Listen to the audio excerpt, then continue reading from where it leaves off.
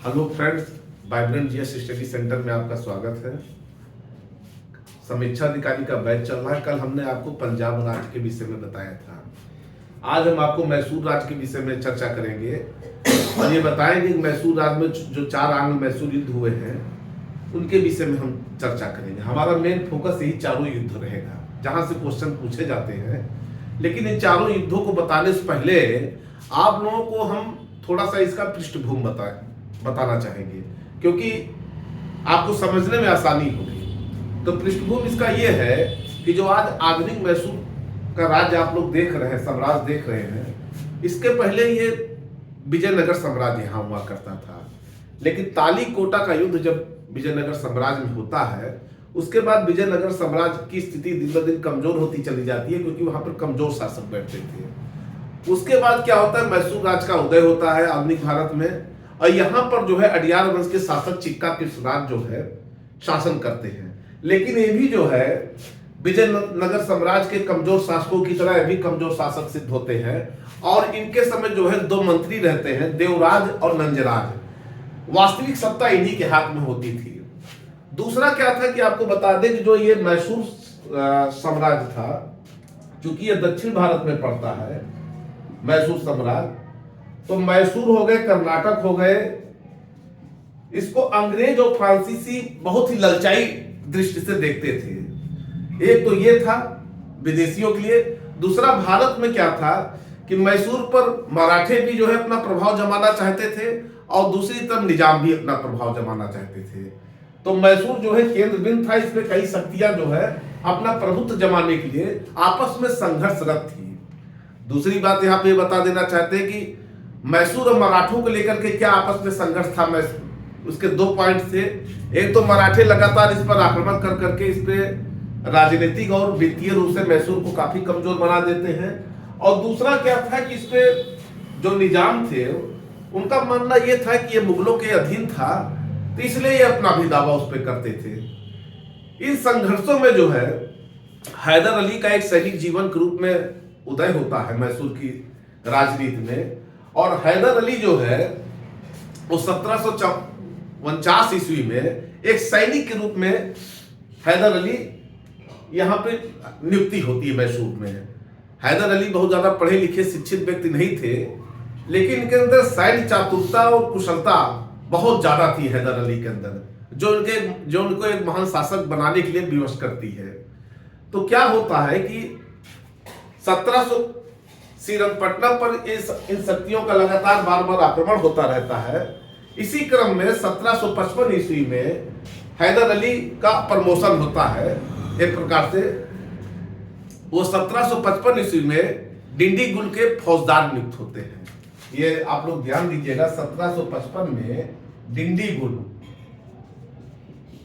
मैं लिख भी दे रहा हूं, डिंडीगुल के फौजदार नियुक्त होते हैं। और यहीं से हैदर अली को जो है अपनी प्रतिभा दिखाने का भरपूर अवसर मिलता है।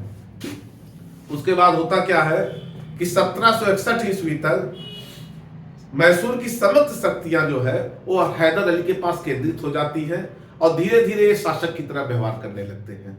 अब आइए हम जो है प्रथम आंग्ल मैसूर युद्ध के विषय में चर्चा करते हैं। मेन टॉपिक ये है।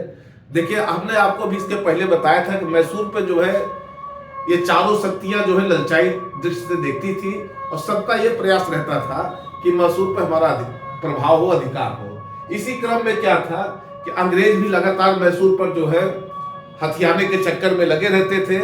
चूंकि हैदर अली बहुत ही कुशल और कूटनीतिक शासक था, और चूंकि ये सैनिक जीवन से आगे बढ़ा था, तो इसके अंदर वो सारे गुण मौजूद थे जो एक अच्छे शासक के अंदर मौजूद होने चाहिए था। इसने परिस्थितियों को भांप करके ये समझ गया कि अकेले ये अंग्रेजों से मुकाबला नहीं कर सकता है। इसलिए इसने क्या किया कि अपनी कूटनीतिक चातुरता दिखाते हुए इसने हैदर अली ने निजाम और मराठों को अपनी तरफ मिला लिया। और उसके बाद जो है हैदर अली कर्नाटक पर युद्ध कर देते हैं। युद्ध करने के उपरांत 1767 ईस्वी में हैदर पराजित हो जाते हैं। लेकिन और उसमें होता क्या है, निजाम जो है ये हैदर अली को धोखा दे देते हैं, और धोखा दे करके ये अंग्रेजों से मिल जाते हैं। तो और उसके बाद क्या होता है, 4 अप्रैल 1769 को मद्रास की संधि होती है। ये बहुत महत्वपूर्ण तिथि है इसको आप लोग ध्यान दीजिएगा। 4 अप्रैल 1769 को मद्रास की संधि होती है और इस संधि में ये बातें तय की गई कि दोनों शक्तियां, एक तरफ हैदर अली दूसरी तरफ अंग्रेज, जो एक दूसरे के प्रदेश को जीते हुए थे, वो वापस उन प्रदेशों को एक दूसरे को वापस करते हैं। इस प्रकार से प्रथम आंग्ल मैसूर युद्ध समाप्त होता है। हम आपको ये बताना भूल गए कि प्रथम आंग्ल मैसूर युद्ध 1767 से 1769 ईस्वी के बीच में होता है। इस समय भारत का इस समय जो गवर्नर थे वो वेरेलेस्ट थे।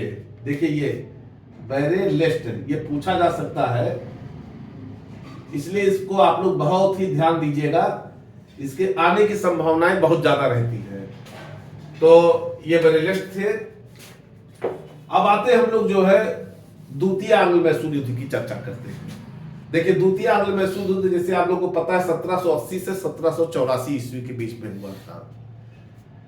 तो इसमें क्या होता है, फिर से वही त्रिगुट बनता है।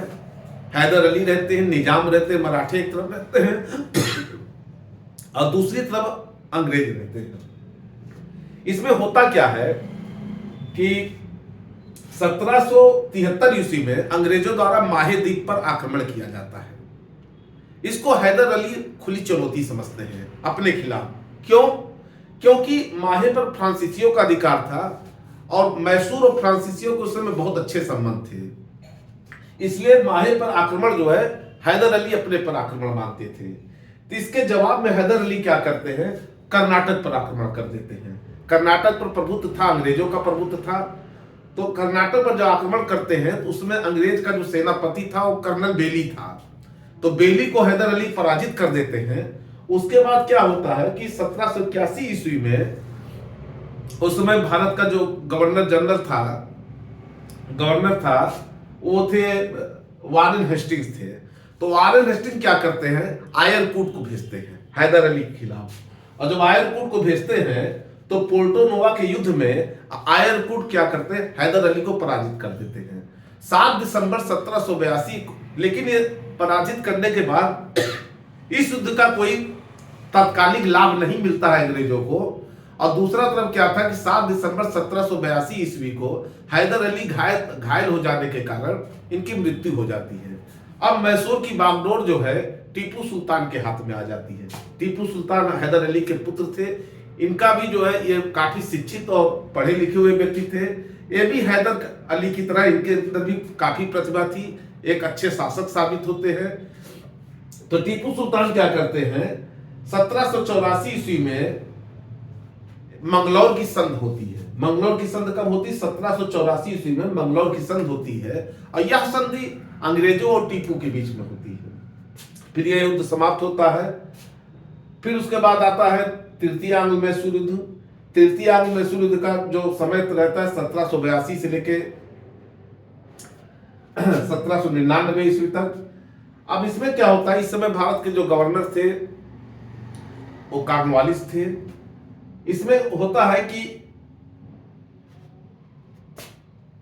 इसमें फिर वही दो, अब इसमें जो पहले क्या था, हैदर अली निजाम मराठों के साथ गुट बना करके युद्ध करते थे। अब ये परिस्थिति बदल गई। अब इसमें एक तरफ क्या करते हैं कि टीपू सुल्तान जो है और फ्रांसीसियों से मदद मांगते हैं। जब ये फ्रांसीसियों से मदद मांगते हैं तो निजाम और मराठे जो है अंग्रेजों की तरफ चले जाते हैं। तो इसमें क्या होता है, एक तरफ अंग्रेज मराठे और निजाम रहते हैं और दूसरी तरफ जो है टीपू सुल्तान रहते हैं और फ्रांसीसियों का पे जो है सहयोग रहता है, समर्थन रहता है। तो इसमें क्या होता है, ये जो त्रिगुट बनता है तो मार्च 1792 ईस्वी में ये टीपू सुल्तान को श्रीरंगपट्टनम की संधि करने के लिए मजबूर कर देते हैं। मतलब श्रीरंगपट्टनम किले को संधि करने के लिए मजबूर कर देते हैं। तो इसमें क्या होता है कि मार्च 1792 में श्रीरंगपट्टनम की संधि होती है। देखिए बहुत ही इंपॉर्टेंट फैक्ट है, मार्च 1792 ईस्वी में श्रीरंगपट्टनम की संधि होती है और इस संधि में दो बातें तय की जाती हैं। क्या बातें तय की जाती हैं कि राज्य का आधा हिस्सा अंग्रेजों को दे दे टीपू सुल्तान, और दूसरी शर्त यह रखी जाती है कि टीपू सुल्तान पर 3 करोड़ का जो है जुर्माना लगाया जाता है। और यह कहा जाता है कि जब तक आप 3 करोड़ रुपए हमको नहीं दे देंगे तब तक आपके 3 पुत्र जो है बंधक के रूप में हमारे पास रहेंगे। इस प्रकार जो है तृतीय आंग्ल मैसूर युद्ध समाप्त होता है। अब आते हैं हम लोग चतुर आंग्ल मैसूर युद्ध। ये चतुर्लांग मैसूर युद्ध 1799 ईस्वी होता है। इसमें क्या होता है कि टीपू ने जो है अंतरराष्ट्रीय सहयोग प्राप्त करने का प्रयास किया। दूसरा, इन्होंने नेपोलियन को पत्र लिखा। तीसरा क्या था कि जो अंग्रेज मराठी निजाम त्रिगुट बनाए थे, इन लोगों ने आपस में यह समझौता किया कि हम जो भी प्रदेश या जो भी क्षेत्र हम लोग जीतेंगे उसको हम लोग बराबर बराबर भागों में बांट लेंगे आपस में। तो 4 मई 1799 को चतुर्लांग मैसूर में टीपू मारा जाता है और इसके बाद यह युद्ध समाप्त हो जाता है। इस समय कौन थे? लॉर्ड वेलेस्ली जो है गवर्नर जनरल थे। इस बार चारों आंग्ल मैसूर युद्ध के विषय में आपको बता दिया गया। यहां से क्वेश्चन अक्सर पूछा जाता है, अक्सर क्वेश्चन पूछ लेते हैं। प्रथम आंग्ल मैसूर समय कौन गवर्नर था, द्वितीय समय कौन था, तृतीय समय कौन था, चतुर्थ के समय कौन था, ये पूछा जा सकता है। दूसरा ये पूछा जा सकता है इसमें कि मद्रास की संधि हुई थी, मंगलौर की संधि हुई थी, श्रीरंगपट्टनम की संधि हुई थी, तो इनका क्रम पूछा जा सकता है। तो देखिए मद्रास की संधि कब हुई थी? 1769 में प्रथम आंग्ल मैसूर युद्ध में। उसके बाद मंगलौर की संधि होती है 1784 ईस्वी में, वो द्वितीय आंग्ल मैसूर युद्ध के समय होती है। फिर तीसरे आंग्ल मैसूर युद्ध में क्या हुआ? श्रीरंगपट्टनम की संधि होती है मार्च 1792 में। इन संधियों का क्रम भी पूछा जा सकता है। अब आइए हम थोड़ा सा टीपू सुल्तान के बारे में आपको बता दें। 3-4 पॉइंट और है जहां से प्रश्न परीक्षाओं में पूछे जाते हैं कि टीपू सुल्तान ने जैकोबिन क्लब की स्थापना की थी। यह जैकोबिन क्लब जो है श्रीरंगपट्टनम में स्थापित किया गया था, जो टीपू सुल्तान की राजधानी थी, साम्राज्य की राजधानी थी। उसके बाद क्या होता है कि टीपू सुल्तान, चूंकि इनसे फ्रांसीसियों से बहुत अच्छे संबंध थे, तो फ्रांस और मैसूर के मैत्री के प्रतीक के रूप में इन्होंने एक स्वतंत्रता का वृक्ष लगवाया था, वो भी श्रीरंगपट्टनम में लगवाया था। तीसरा महत्वपूर्ण तथ्य यह है कि इन्होंने जो है कई देशों में अपने दूत मंडल भेजे थे। उनमें कौन से देश थे? ईरान थे, कुस्तुनतुनिया थे, अफगानिस्तान थे और फ्रांस थे। यहाँ दूत मंडल भेजे थे और अपने साम्राज्य में इन दूत मंडलों के लिए दूतावास भी टीपू सुल्तान ने खुलवाया था। तो इस प्रकार से आज आंग्ल मैसूर युद्ध समाप्त होता है। कल से हम ब्रिटिश शासन का भारतीय अर्थव्यवस्था पर क्या प्रभाव पड़ता है ये टॉपिक बताएंगे आपको। तब तक के लिए धन्यवाद।